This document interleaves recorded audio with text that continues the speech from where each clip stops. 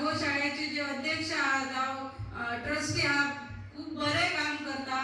तसेच आमची म्युनिसिपालिटी जे अपघातग्रस्त जे गोरवां आसा त्यांना जर आम्ही हांगासर हाडून त्यांच्या स्वाधीन केले जाल्यार त्यांची ट्रीटमेंट बऱ्या प्रकारे करता आणि आमकां त्यांचे सदांच सहकार्य आसता।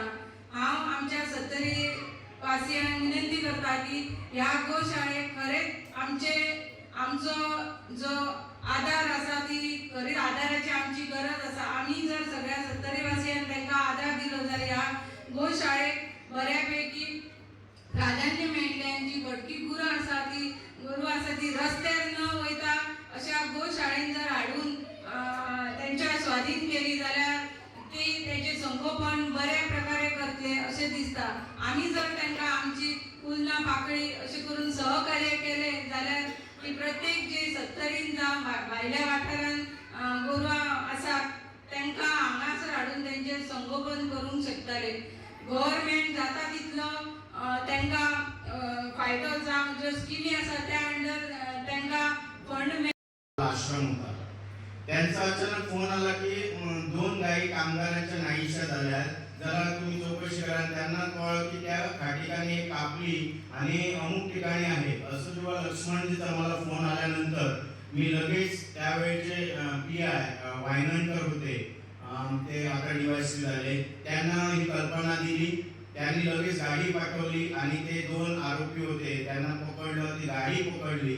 त्यावेळेला एका गायीची कत्तल त्या ठिकाणी केलेली आणि एक गाय वाचवण्यात आपल्याला पोलिसांच्या सहकार्याने यश आलं। आता तीच गाय जी वाचवली होती ती तातोबा देसाईंची गाय मंगळाची।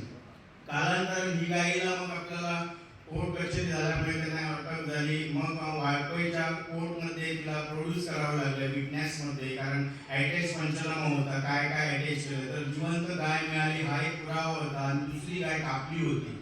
आणि त्यानंतर ती केस स्ट्रॉंग झाली, गायीला 2-3 वेळा तिकडे नेण्यात आलं। कालांतराने तातोबांनी ती गाय मग इथं केंद्रातच आपण ठेवली आणि त्यांना जे मूल्य आहे त्याचं आम्ही त्यांना दिलं।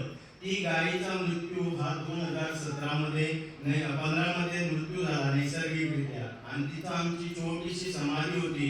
दर अमावस्येला सगळेजण आपण तिथं गंधफूल घालायचे, दिवा लावायचे। आणि 2017 मध्ये मग आपले शिवानंद खेडेकर जी आपले या केंद्राचे आपले व्यवस्था बघणारे कैलासवासी रामचंद्र जोशी काका यांचं या आपल्या म्हणजे मिळून आम्ही तिघांनी मिळून हे गोशाळेचं जो कार्य सुरू झालं 2008 मध्ये।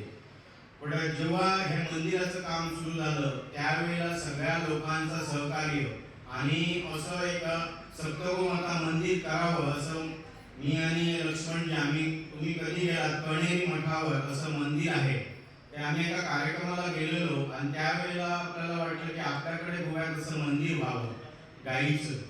आणि विशेष करून जी कत्तलखान्यातून गाय गेलेली तिची समाधी, त्या समाधीवरती भगवंताची मूर्ती, ही मूर्ती आली राजस्थानी समाज लोकांनी सगळ्यांनी राजस्थानवरून ही खास मूर्ती सगळा खर्च उचलून त्यांनी ही मूर्ती इथं आणली।